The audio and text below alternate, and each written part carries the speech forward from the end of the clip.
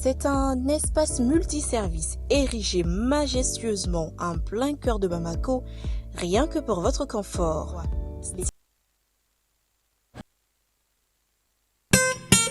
Après une année de succès, le complexe scolaire Maître Bidi Traoré est ravi d'annoncer l'ouverture des inscriptions pour l'année scolaire 2025-2026. La rentrée est prévue pour le lundi 29 septembre 2025. Au complexe scolaire Maître Bidi Traoré, nos enseignants sont reconnus pour leurs compétences pédagogiques exceptionnelles et leur capacité à écouter attentivement les besoins de chaque élève. Nous nous engageons à offrir une éducation complète qui favorise la croissance physique et intellectuelle de nos élèves. Pour assurer le bien-être de nos élèves, nous mettons à leur disposition une cantine proposant une cuisine malienne et internationale variée. De plus, nos dortoirs sont équipés de commodités relaxantes permettant aux élèves de passer leur pause et leur temps d'attente jusqu'à 17h de manière agréable. À noter que les inscriptions se feront au sein de l'établissement du lundi au vendredi de 8h à 16h. Pour toute information complémentaire, veuillez nous contacter au 93 65 81 87 ou au 70 70 80 38. Le complexe scolaire Maître Bidi Traoré s'est éduqué pour assurer un avenir meilleur. Battle Kene. Battle Kene, l'émission de danse pendant ses vacances tous les samedis à 20h sur M7 TV. Venez vibrer au rythme de Battle Kene, le concours de danse où 10 équipes s'affronteront chaque semaine dans des duels explosifs.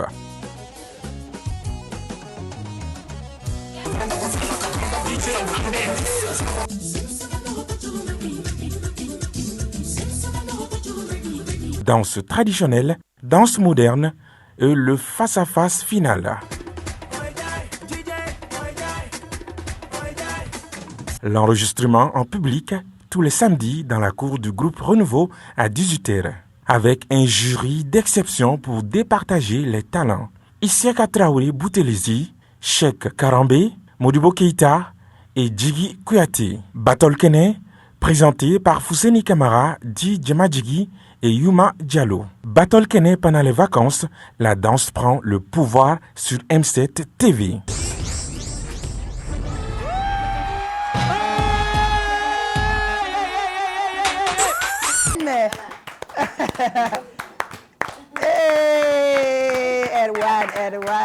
Erwan a donné le secret. Et je brille aujourd'hui. Désiré, c'est toi qui me rends belle. On sent que je suis aimée. Dans le sang.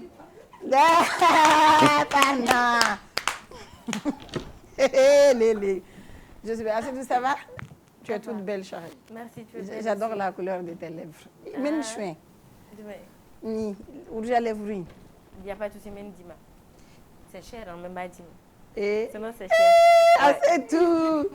Non, c'est seulement à 6 000. Non, oui, mais à Kéréon, c'est seulement à 6 000. C'est seulement à 6 000, je vais te donner ça, t'inquiète pas. À la fin de l'émission, tu me dis, je te donne ça, ma chérie. Tu es toute belle aujourd'hui. Il y a des gens capables. Oui. Tu viens d'où? Je glow, Walay. Oui. Walay, et puis tu glow, tu viens d'où? Walay, je glow. Tu viens d'où? Je glow, ça veut dire. Ah, t'aimes à briller, quoi. Je glow, quoi. Oui, allez, il y a glow. Glow, ma fille, il glow. Interaction, il y a glow trop. Ouais. Interaction, je mets. Interaction. Bon, juste, voilà. Aïe, Makoui. C'est que c'est une marouga qui est là. Non, on connaît au téléphone. Aïe, Banao, n'est pas l'autre qu'elle est là. Ni moi, il joue en tchè. N'est pas l'autre qu'elle est. Il va t'en en tchè. Mbombo do ante kele. Il va avec télé frère. C'est mon brother là pour moi. Mkabe makwega roma kwa waram na fana ko ka be fenge. Pourtant. Ebe tango kuma fane. Dole kuma. Est-ce que vous voyez, elle était bien. Donc là, il faut le prendre comme ça. Fouille. Voilà, il m'a fouillé. Et ça, voilà ma femme. Nene teo.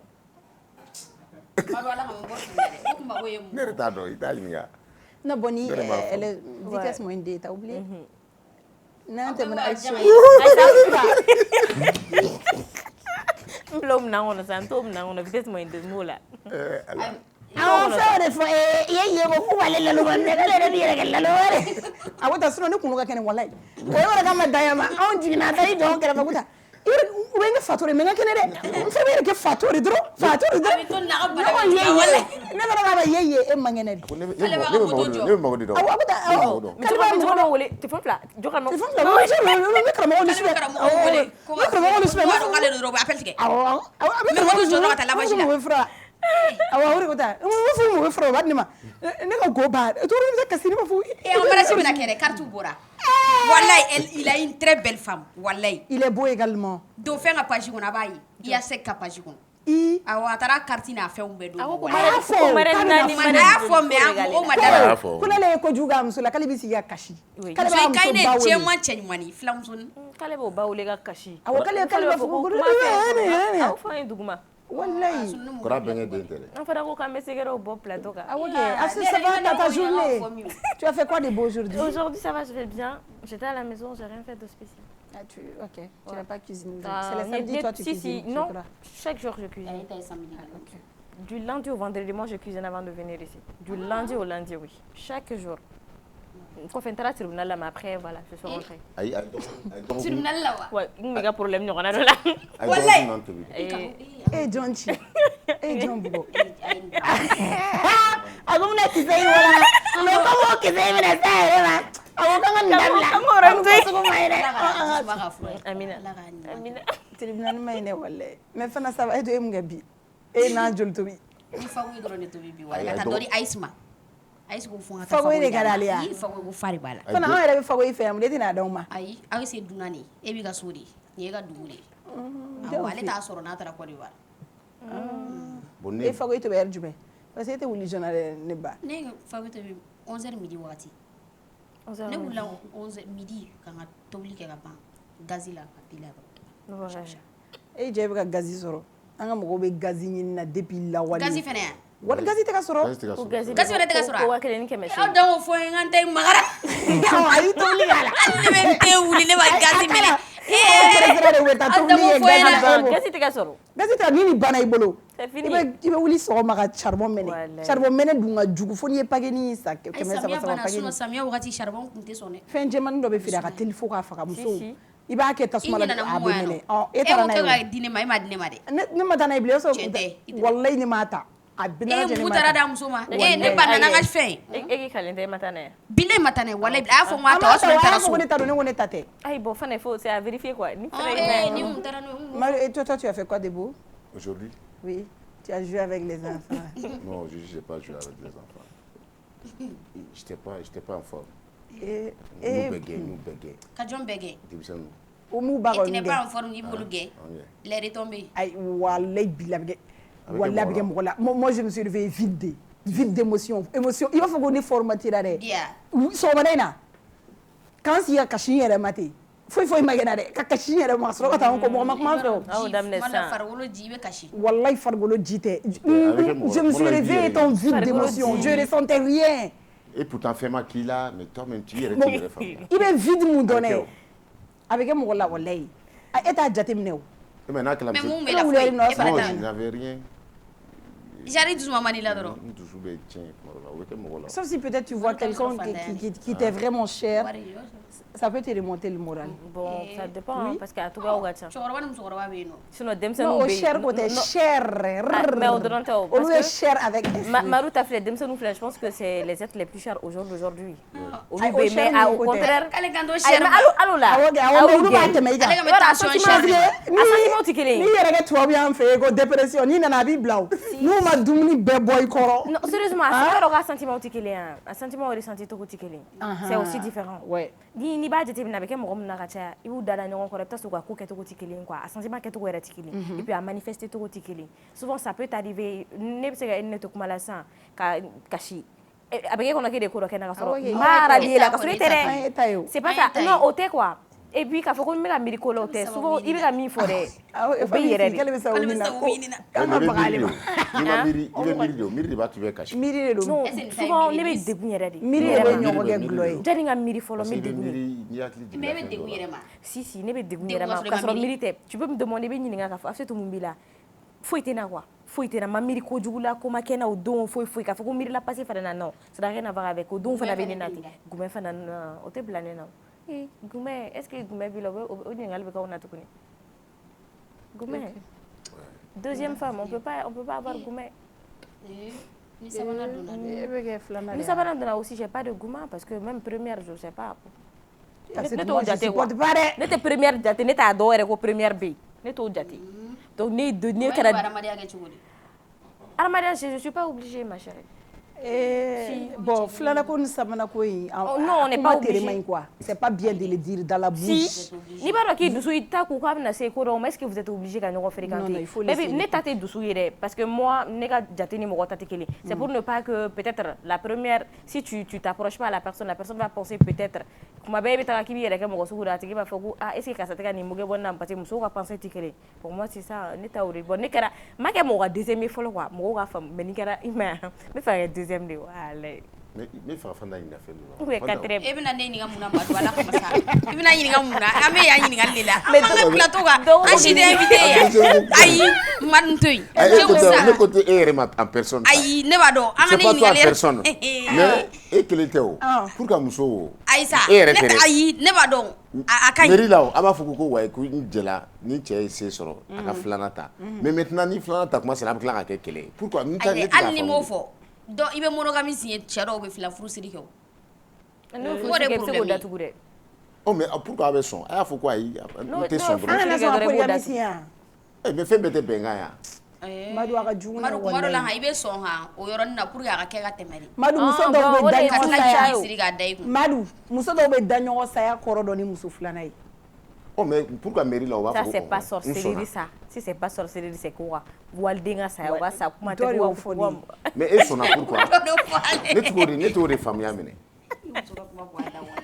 dɔ de y'a fɔ walayi k'ale cɛ ka taa ale b'o kɔrɔ dɔn ale cɛ ka muso filanan ta muso c'est sorcellerie o ye cɛ yɛrɛ nin maɲi dɛ waliden ka sa ko parce que ko bɛ muso wɛrɛ ta waliden i bɛ muso de e yɛrɛ ye waliden i bɛ muso de y'a cɛ n'a cɛ ye muso filanan ta a bɛ dugawu kɛ ka fɛn bɛɛ kɛ hali ni cɛ ye malheur sɔrɔ a b'a fɔ ko o bɛɛ a bɛ diya ye quoi muso filanan ko la parce que a b'a fɔ ko non ko muso filanan tere de don quoi ko n'i y'a ye bɛɛ y'a sɔrɔ parce que muso filanan a cɛ kɔnɔna na quoi a y'a dabɔ a kama ka fura kɛ cɛ la ni cɛ taara muso filanan fɛ yen nɔ moto ba kana wuli quoi n'a taara muso filanan fɛ yen moto ba kana wuli a y'i to de la cɛ bɛ na ale yɛrɛ fɛ yen moto t'a la fɔ guruguru a tɛ tan yɛrɛ u fila bɛ bolo nana a jɛ o ɲɛna o ɲɛna ne fa bɛ to ka kuma dɔ fɔ ko n'i juguyara n'i ma juguya i yɛrɛ ma dɔrɔn i ma foyi kɛ fɔlɔ f'i ka juguya mɔgɔ bɛ se ka juguya i yɛrɛ ma wallahi bilahi n'i juguyara n'i ma juguya se i yɛrɛ ma n'a ma se i yɛrɛ ma e ma jugu quoi e tɛ foyi kalama fɔlɔ bon ni ne ye retombé ye quoi ka juguya e min miiri k'a se ka parce que ko bɛ taa muso filanan fɛ yen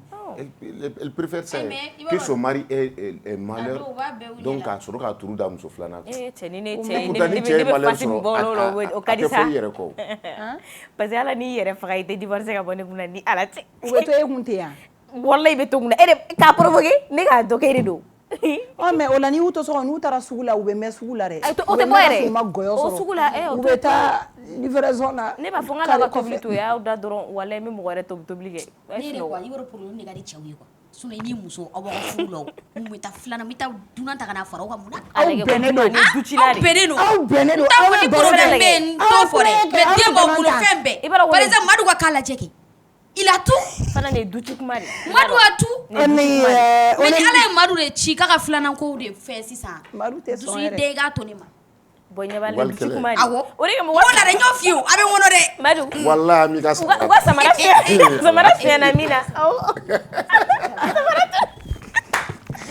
On est mercredi 22 octobre 2025. Bonsoir et bienvenue sur le club Plaisir à nous la Moi aussi je vais bien, j'allais pas bien.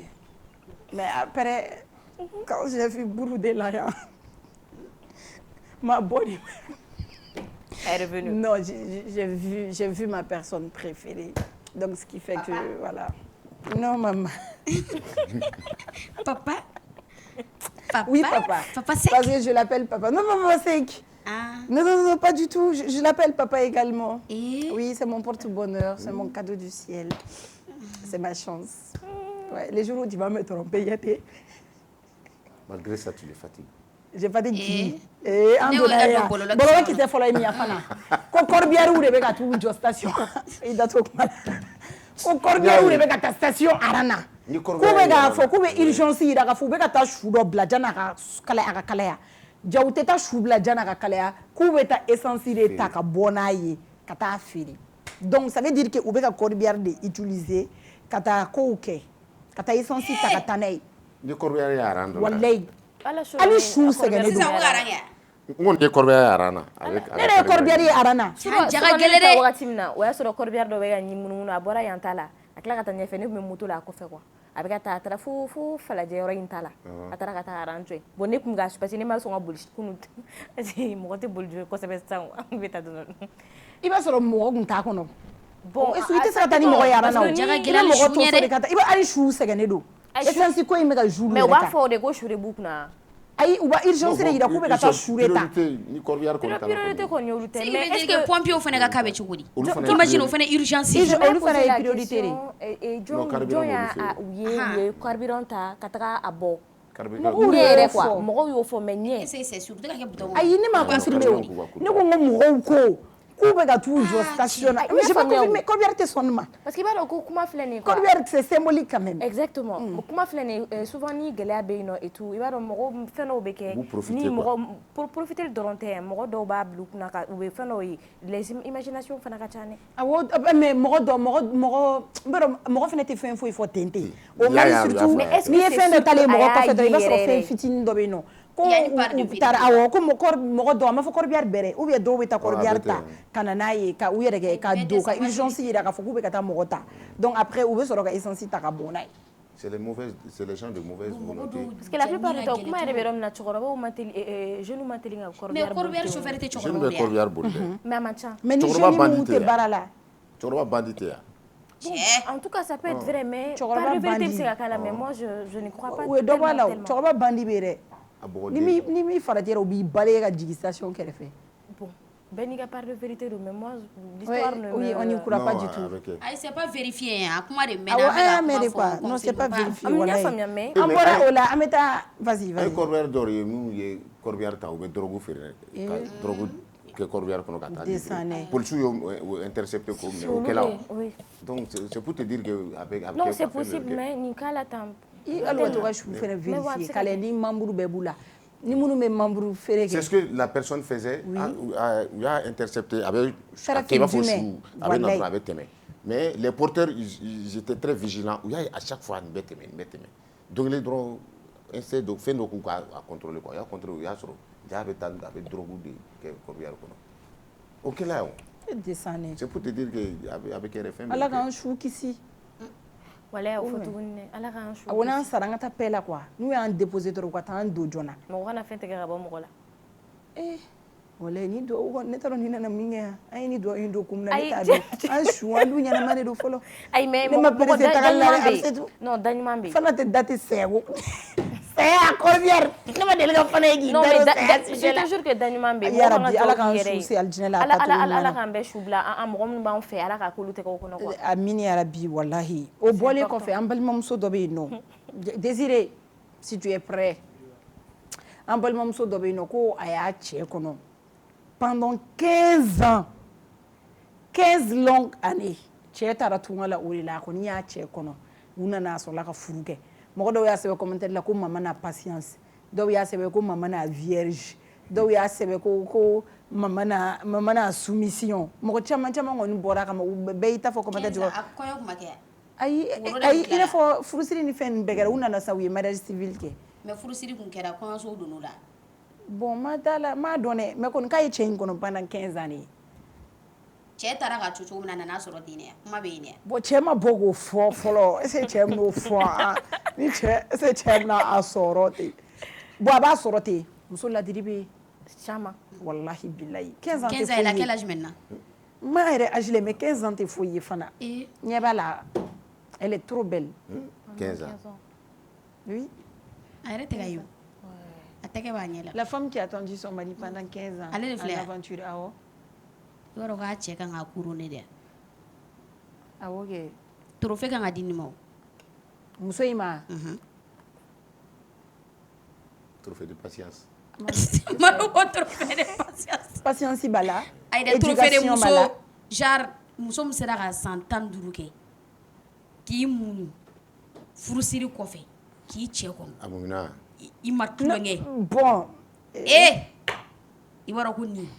Kuma in yɛrɛ o yɔrɔ de ye sinon k'a fɔ k'a kɔnɔ ɲɛ tɛ. Kuma in ye n'a kunna. N'a kunna yɛrɛ kuma in y'o de ye fana. Sabu yɛrɛ min fɔ. Ni nin ye muso dɔ ye. O de don kuma in y'o de ye. N'i yɛrɛ bɛ ka kasi. A b'a dɔn a ma min kɛ. A b'a dɔn Ni nin ye muso dɔ ye a tun bɛ kɔnɔ i bɛn'a sɔrɔ den wo san 7 la. A b'i den yir'i la i den bɛ san 7 la. Dɔw bɛ taa aventure la san 5 u bɛn'a sɔrɔ den u bɛna don min yɛrɛ o b'a sɔrɔ muso den 3 dɔ b'a bolo san 3 ko dɔw b'u den o kan furuso kɔnɔna na ten u b'o to yen u b'a fɔ ko cɛ mɛnna de u b'o de fɔ mais an kɔni b'a dɔn a fɔra ko ni sariya yɛrɛ la ni mois dɔ sera ka sɔrɔ dɔw b'a fɔ ko ni san hakɛya bɛɛ sera o bɛ dépend consentement mutuel de la bɛnkan de sisan nɔ ni e bɛnna kan k'a fɔ ko karisa ne bɛna taa nin san in qu'est-ce qui bɛ se ka ne kɔnɔ ni muso k'a bɛ se k'i kɔnɔ ala silamɛya la genre o furu sugu bɛ to yen quoi n'i taara san man ni jɛ b'o kɛ sinon normalement n'aw bɛ ɲɔgɔn kan aw bɛ fɛn tɛ foyi tɛ tɛmɛ aw ni ɲɔgɔn cɛ o de ye kalo ni kalo bɛ jate o de la o b'a sɔrɔ kɛlɛ ni fɛnw bɛ yen nɔ peut-être donc là jate bɛ bɔ o kan k'a fɔ ko peut-être cɛ muso tɛ nin ye tuguni et tout mais l'histoire de bɛ na hakili jigin histoire dɔ la je me rappelle bien cɛ dɔ ye nin k'a muso la mais o ta kun ye san 3 ɲɔgɔn na a taara tunga la san 3 mais lui il est parti muso kun kɔnɔma de don k'a sɔrɔ ale tagara quoi muso ka mariage kɛlen si n'i ma fili tile 15 ninnu tɛmɛnen brousse kɔnɔna de don ale voyage a taara tunga fɛ muso était la fille était déjà enceinte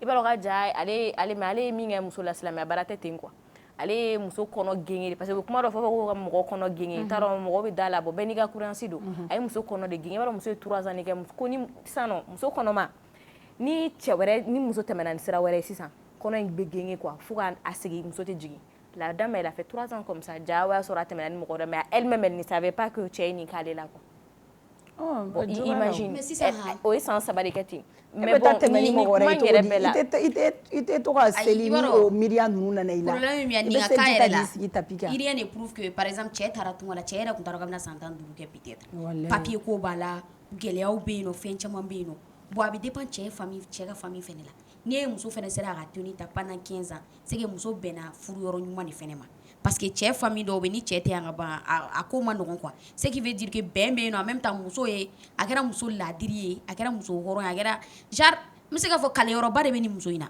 nin den tilala o nin den nin tilala quoi a den tilala diɲɛ na i b'a dɔn nin ye kanku musa nin tɛmɛna fɛn na quoi kanku musa ninnu na quoi parce que nin ye maa ba de ye quoi a kulemayɔrɔ ye jumɛn ye a ma den sɔrɔ min na ayi o yɛrɛ tɛ a kɛra ladi i b'a dɔn ni muso filɛ nin n'a sɔrɔ a kun ye ko dɔ kɛ ou elle n'était pas claire la hali n'i y'a ɲɛ ye nɔrɔya foyi tɛ k'a la mais hali ni ɲɛ bɛ ka mana a bɛ ka kasi i b'a dɔn fɛn dɔ b'a dusukun kan a bɛ fɛ ka yira k'a fɔ genre dusukun yɛrɛ de mago bɛ nin wagati la quoi kasi ji ka bɔ quoi mais manamana in ye maquillage de walahi a sɛgɛnna de maquillage tɛ l'apparence trompe souvent Madu n bɛ nin ko in n ka wɛrɛ bɛ bɔ nin kɔfɛ ne de y'a fɔ aw ɲɛna a bɛ tila ka fɔ ne fan i b'a dɔn n bɛ fɛn min na quoi n bɛ aura dɔn quoi j'ai quelque chose me dit que cette femme est là n'a rien fait. Je peux confirmer pendant 15 ans que avec et tu to denmisɛnniya la ka na fo san 20 na ka sɔrɔ i ma foyi kɛ mun b'a yira la ko 15 ans c'est quoi non mais 15 ans ce n'est rien non oui c'est vrai 15 ans ce n'est rien c'est vrai ça yɛrɛ b'a sɔrɔ 15 ans tɛ foyi ye pour k'u ka ɲɛni ma u bɛ taa n'a ye a sera a yɛrɛ la de foyi t'o bɔ quoi ouais u bɛ taa chirurgie de k'a la e bɛ ka famille ko kuma fɔ n'i y'a mɛn ko famille kɛ o b'a sɔrɔ muso yɛrɛ ka éducation fɔlɔ sera mɔgɔ hadamaden yɛrɛ justement nin ka éducation banna de o non je ne parle pas d'elle i jija ni kuma wɛrɛ bɔra nin ko in kɔnɔ don ni dalakan kelen b'i bolo i ka nin majamu tɛ yɔrɔ kuma baden dɔw ye commentaire dɔw bila ne yɛrɛ sera ka afficher ka bila réseau kan cɛ kun bɛ se ka na mɔgɔ si kun tɛ bɔ a kalama dɔw ye commentaire bila mɔgɔ dɔ nana mɛnɛmɛnɛ ka fɔ ko a taara dɔw yɛrɛ ta kɛ ko c'est pas ta go la qui est là walahi bilahi n'a ye mɔgɔ ka furu ta 15 ans mais i b'a dɔn dɔw fana bɛ mɛn ka tɛmɛ nin 15 ans kan ye dɔw bɛ mɛn ka tɛmɛ mais muso bɛɛ t'a tiɲɛ yɛrɛ la elle a félicité mun na bɛ ka fɔ n bɛ mɔgɔ dɔn wallahi muso bɛɛ t'a kun an ka manamanakan bɛ bɔ a la a bɛɛ n'Ala ni kira cɛ maa dɔn fo bi elle a plus de 37 ans elle est vierge plus de 37 ans a tɛ tulonkɛ dɔn a tɛ cɛ dɔn quoi a bɛ k'a cɛ dɔrɔn de kɔnɔ elle a plus de 37 ans aujourd'hui a bɛɛ n'Ala ni kira cɛ a cɛ to yen wa wari de bɛ cɛ kun wallahi bilahi i b'a dɔn ko Paul an b'a fɔ n ka dugawu kan yan an b'a fɔ ta ni karisa dugawu kan ye sa a kɛ tan sa i tɛgɛ d'an kun na sa tellement que a tɛ manamana ko dɔn quoi principe de don sa voilà c'est une femme de principe en fait c'est pas parce que ko tan karisa ye 37 ans sɔrɔ ka sɔrɔ a ma pugi ko ni tan karisa mana ko elle est une femme mariable Non, mais pas forcément. Parce que non, pas furu, une femme mariable là, c'est pas forcément parce que muso sera dugumalala et tout, mais il va se retrouver avec il va se retrouver OK, mère Teresa, quand tu t'en sanata mangame, normalement. Donc non, c'est ça, il va 40 ans. Il va 40 ans soro sisan il va 40 ans yɛrɛ tɛ n'a je 50 ans soro dɔ bɛ na a bɛ don i ka villa et tout i b'a sɔrɔ ko jogo fɛn fɛn bɛ là c'est contraire a mɔgɔ bɛ yen nɔ mais toi tu es pur tu es sincère i dusu ka ɲi ladamu sugu bɛɛ b'i la yɛrɛ et yɛrɛ bolo tu te dis ouais ça, moi je suis une femme mariable parce que ne bɛ so ma cɛ dɔn et tout ce qui va avec mais i bɛ taa i ni dɔ bɛ na ɲɔgɔn dɔn o b'a sɔrɔ ale mɔgɔ i ye cɛ dɔn i ma cɛ dɔn lui il s'en fout de tout ça en réalité lui ale bɛ ka fɛn dɔ de ɲini cɛ la ale bɛ ka fɛn dɔ de ɲini muso la ale b'a ka furu kɛ o kan de kan quoi est-ce que tu vois donc ni elle est beaucoup à féliciter parce que mɔgɔ ma den ye a bolo o yɛrɛ ye belebeleba ye la plupart den de bɛ k'u bolo la mais dɔw fɛnɛ cɛ bɛ taa plus de 15 ans 20 ans a bɛ dépend éducation ani famille la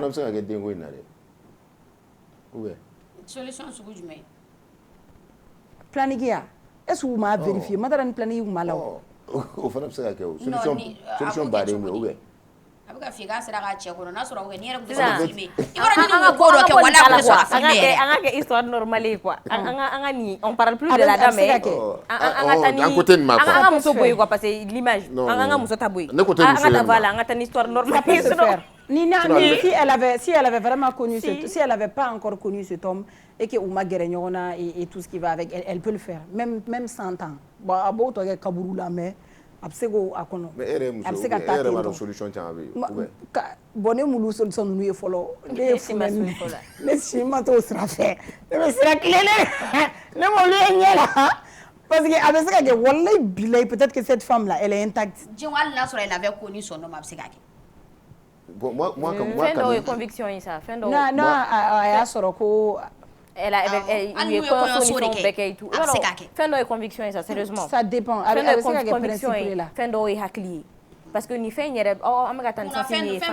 ces trucs là même pour les hommes souvent c'est dans la tête c'est uniquement dans la tête il y a des hommes qui nous il y a beau akil la est-ce que fait mais ça c'est pour un bout de temps non c'est vrai de 15 ans non tu es ça quand il y a blanc mais ou différence quand même donc tu es ça là merci mais quand même OK j'aimerais demander quand même follow mogo olu konu ko mesaka kero yeri ça c'est pour un bout ali sisa mogo be se ka kɛ al follow tere al bon tout compte moi je crois parce que ni kele ko ni ala yi e be ka famwa ete ale kele ni ay ibaro fɛn bɛɛ kunkolo la ko de c'est juste on l'a dit kunkolo fana ye wagati kunkolo la ko fana ye wagati e ka bili kunna ko non ko ni muso ko waraba tɛmɛna sa k'e ɲɛ tɛ tɛmɛ la o ye kunkolo la ko de a ɲɛ bɔ a la ba i ka bɔ i kunna i kana jate ba ye n'o wagati tɛmɛna an ka o wagati de i sera k'o kɛ o instant mun na de tu peux être continuel conviction ko dɔrɔn de don si ani ni ko dɔ y'i sɔrɔ parce que par exemple yɛrɛ la cigarette minna dɔw b'a f'i ma ko ne tɛ se k'a bila n tɛ se k'a bila fo ka diɲɛ wuli u bɛ fɛn bɛɛ kɛ u t'a bila mais i bɛ taa sɔrɔ coup de cœur dɔ b'u sɔrɔ diɲɛlatigɛ kɔnɔna la dɔrɔn u b'a fɔ n y'a haramiya mais pourquoi parce que bɛɛ bɛ pousser fɛn dɔ de bɛ bɛɛ pousser ka bɛɛ n'i ka raison de don en un mot ni mɔgɔw ka raison c'est diffère quoi mais en tout cas n'an bɛ se ka min fɔ c'est que c'est possible et puis adamaden bɛ se ka kɛ ni yɛrɛ b'a bila kunna voilà c'est possible a cɛ a t'a cɛ na kuma dɔn fɛn fɛn bɛ manamana ko ye ou fɛn fɛn bɛ a t'a bila kunna a ka kunna ko tɛ quoi objectif peut-être a bɛ feere kɛ a bɛ fɛn wɛrɛ kɛ elle a autre chose à fouetter en fait ko nin ko ninnu quoi i b'a dɔn diɲɛ nin ko ninnu tɛ diɲɛ koyi cɛ Madu o den bɛ wuli o san 15 kɔnɔ ka furu san 15 kɔnɔ o ka ca dɛ ne ko tɛ nin ma dɛ c'est à dire que a o de kama n ko an ka bɔ n ma de fɛn bɛɛ ye bɛnkan ye fɛn bɛɛ ye bɛnkan ye ni aw bɛnna salam fatiha mais moi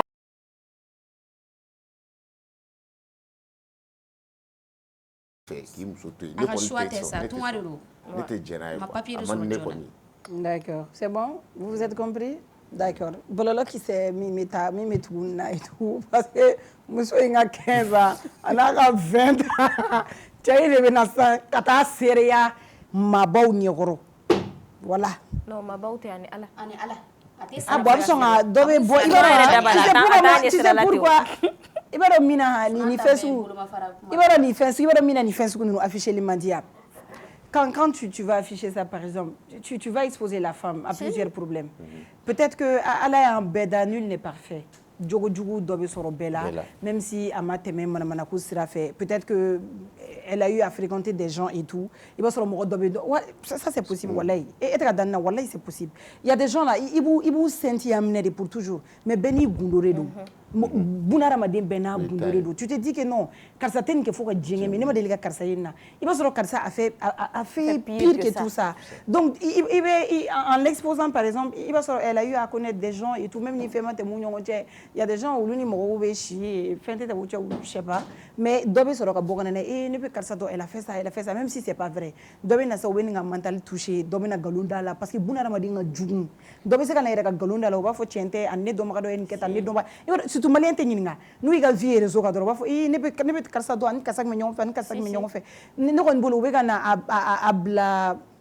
va à na exposé yorom na c'est pourri déjà un environnement c'est déjà pourri et tout wala ne beka a nyinem quoi sinon c'est bel et bien possible mais la personne n'avait pas à écrire ça parce que a furu là bas a furu ge tien na tien bora tungala elle veut pas chercher à savoir ce que le mari a fait là-bas notre uni musowere oui baroque tien fana ne va plus chercher à savoir ce que elle a fait mais déjà commentaire est du follow les gars il va se poser beaucoup de questions commentaires négatifs doba jukoro donc faut mon gars va vérifier mon gars keta ou ga fo maman na patience maman na courage il mérite faire le bégafo. Peut-être si c'est quelqu'un qui est sur les réseaux avec commentaire nous avec fin de kala quoi.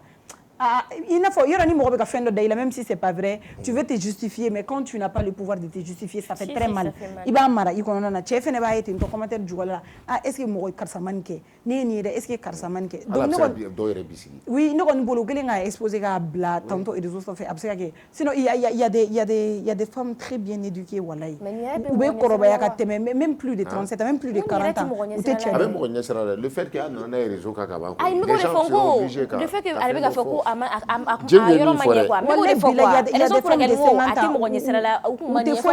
n'a même pas besoin de savoir ça. C'est entre vous. Quand tu mets ça sur les réseaux, les gens seront obligés de commenter. Les gens vont se poser des questions.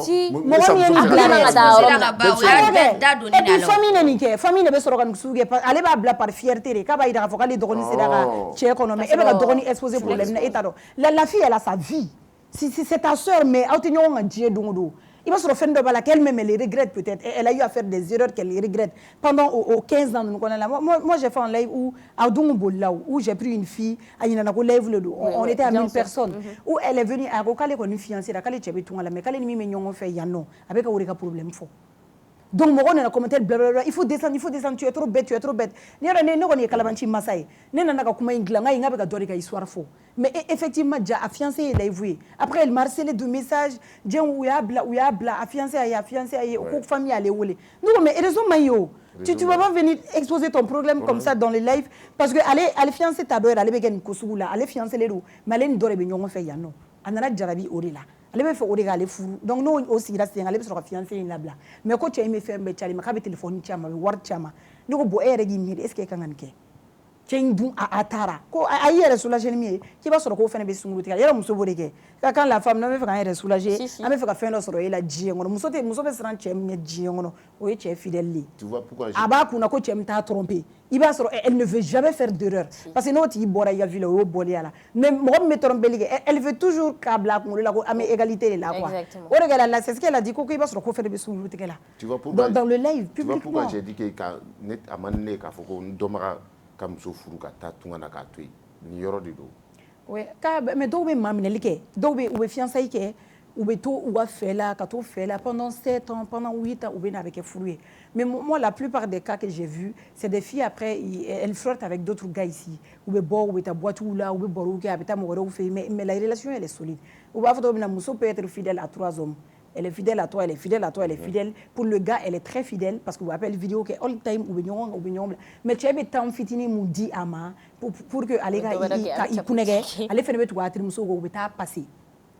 Imagine teria ere la je oral lo ba fo muso furule ni muso gana ere ga teria ere baby dad wala ba fo ka teta entourage mai ou bien pomper, ou bien mis sur la, ou bien mis sur la. Mais en tout cas, nous, en tant que femmes, on est très fiers de cette femme. Pour ce qu'elle a fait, elle l'a dit quoi. Quand Damania Bomoré fait Katafula, ça veut dire qu'elle n'a pas donné le temps. Parce que là, il temps dit Doba Mouli, elle est mort, Mourouti. Nous sommes Mourouti Gadin FM. Elle peut être fière d'elle. Le mari aussi, quand on l'a mis, on a fait Kouya, Kaya et Dogodona, à Foko Dogodoni, Tinesrala. Il a fourré Arata Abana, Moshimai. Jogo dobe bella, mais on veut tous paraître parfaits. On veut faire jogo dobe ira fo nene est parfaite de nete son kuma nete son kuma nete son kuma jogo dobe bella. Na boranela. Non, jogo non, c'est vrai. Et ni boray mi mais c'est tout. Muso do y prononcer mintu ga histoire ka. On a vu Fagoli. Fana kana yelen partie là quoi. C'est très sensible. C'est sensible. Fana te yele fana ba mako don fana be don palan léger ça be palan wakasa babysitting fana ibna da mitum ne nen kanin taro la mena atla lo la ere film bana ere mitula atla la mitu film na mena j'ai déposé fana aujourd'hui atla lo mena est-ce que tu es moi pour ça.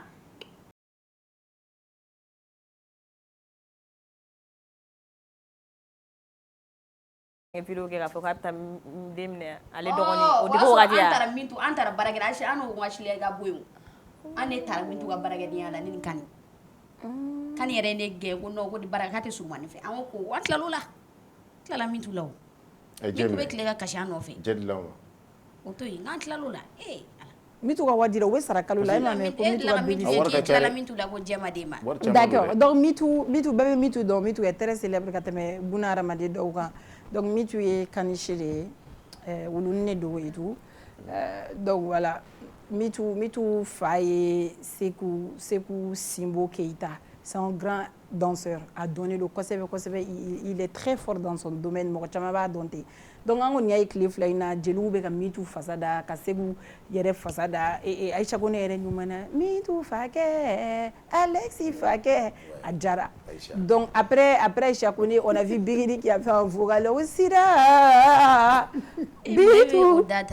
Ne mourrai, mais ne va pas téléphoner, ne va pas Bigini aussi a reçu 4 millions un bon matin. On a vu notre star international également, Mariamba, qui s'est rendu à Abidjan. Il était à Abidjan, oui, parce que, voilà, ok.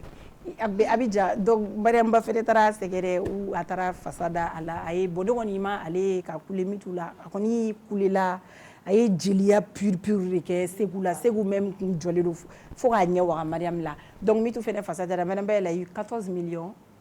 Face Sengora. Donc si ça imam ou mogorobala moko dokoni prononcer après Fagoli bora ka tafo ka kuna kanya befo mitukola angan video le nyof.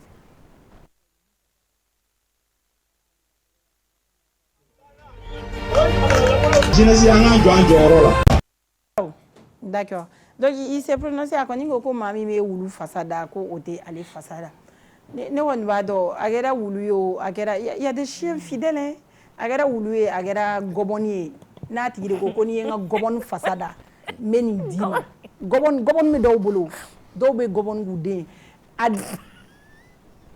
d'accord c'est tout donc ne ko bolo wulu gobon basa ay me fa fi gobon bola aramade wulu elle est plus fidèle que aramade ndo mais gobon bola gobon maya o may on bal an be mo bon gobon ne OK na ko nu fora ki ga mo iga nga wulu fasada ni nga wulu fasada me 20 millions dima ah mais en tant que jeli ibiga jeli ya rekere iba fasada de ne moi à mon avis ibiga jeli ya ke ibiga fasada ibiga warmne na di yo wulu ni fasaka dal kadai ibe wulu ni fasada wulu ni fene ba ka mission la jiengo no ya no iba fasada ibiga warmne ibita mais mo badeni won bora ka fo ka te ben ka obeta iji ou c'est ngana wulu fasada ani mo sugu do fasa ou la personne a qualifié c'est voilà tu vois de tout et de tout quoi akumana quand aya 200 yere après j'ai vu mo mbaka konti gérer ou dia blanc voka kana kulojo kokumala et tout juste après au live kera ou okumani meka foka kana kulojo okumani na depuis ni avait une semaine moi quand même ni kuma de bololo sans fait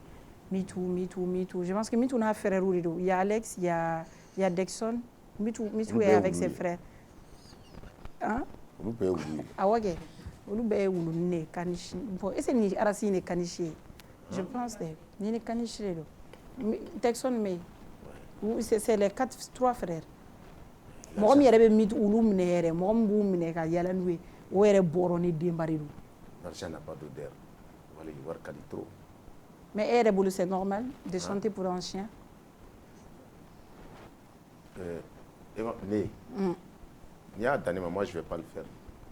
Mais nous, moi, je pense que ce n'est pas voulu. Est-ce que vous l'utilisez de Kamatewa? Voilà. Est-ce que vous l'utilisez? Et quand ils disent qu'à Bola, est-ce que ce n'est pas ça? Moi, je ne pense pas que ce n'est pas le chien même. Mais le propriétaire même du chien, est-ce qu'il aurait été? Mais bon, comme il dit, bon, je lui sais que le corbeau obéit. Le corbeau obéit. Lui sais que ils sont mieux placés vraiment qu'à faire marquer quoi. En tout cas, c'est le buzz de la semaine. On salue Mitou et ses parents également. C'est tout. Tu en penses quoi? So welete surakata bunu maliki surakata bunu se jelu be min fo so ma bon so de la. Bon bref, je pensais donc histoire à mélanger la parce que quand il y a histoire il faut y en mais à faire donne quoi. Mais les gens n'ont pas la même façon de voir les choses. Ni mi boloka mi ba arranger au beau quoi. Parce que malgré mi fo l'argent n'a pas d'odeur.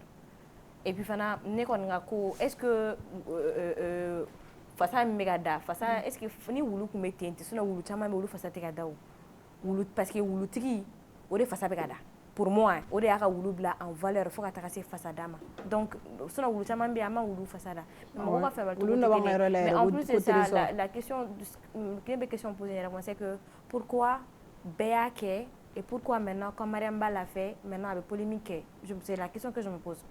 Parce que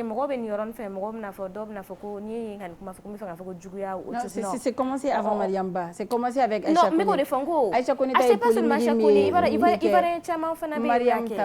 et maintenant voir que maintenant que Beba qui impliqua là quand fait comment donner fin d'offre Benika qui n'a pas de la forme de mi comme Beba a fait quand Mayama qui est ante jeli mais ça fait en ce moment d'où il y a aimé ante jeli en erreur ante jeli quoi comment on a jeli comment quand jeli erreur ni jeli korobo sera ka bo ka fo ko ni baga mi mo mi jani jatigi ko nga baga fasada ki ba fasada ko problème tala olu ka bo ko fa yo nga oui parce que baga animal de compagnie de parce que do be sara kanu ka to ka biboron dama parce que mo do be ka shuwa sara no fere ibe se ka fo nga sara ni fasada ibe wulu balo bi wulu be san kelen joyi ate nyini ko mais aramaden do be wulu ka fsani mo do ibibina ibe wulu balo san keme dien do ngori ba ko di kle kelen do bi bani min ka o tigi be blaila. Tu te poses la question. Donc, ni fait mon ka fin comme ça. Non, tu dis que kasani ne kani fait ne kani kasen degré mentaro.